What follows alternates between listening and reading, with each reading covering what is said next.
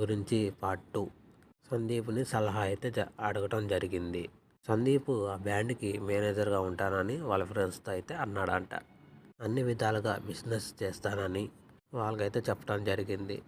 వాళ్ళు మేనేజర్గా పోస్ట్ అయితే ఇచ్చారంట.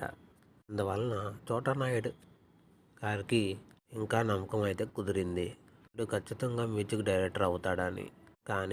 కానీ చిన్నప్పటి నుంచి సందీప్కి నటన అంటే బాగా ఇంట్రెస్ట్ అంట. ఇప్పటికైనా హీరో అవుతానని అనుకునేవాడంట సందీప్. ఆ విషయం ఇంట్లో వాళ్ళకి ఎప్పుడూ చెప్పలేదు. డిగ్రీ చదువుతున్నప్పుడే చోటానాయుడుతో హెల్ప్తో గౌతమ్ మేనన్ కలిసి,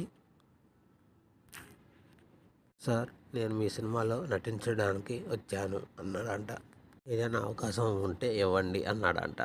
గౌతమ్ మీనన్ గారు నా సినిమాలో నటించాలంటే నా టీం వర్క్తో మంచిగా ఉండాలి అన్నాడంట. టీంలో చేయాలి అన్నాడంట. టీంలో చేస్తామని అడిగాడంట. సరే సార్ చేస్తానన్నాడంట. గౌతమ్ మీనన్ దగ్గర అసిస్టెంట్ డైరెక్టర్గా చేరాడంట. ఆ సమయంలో 2005లో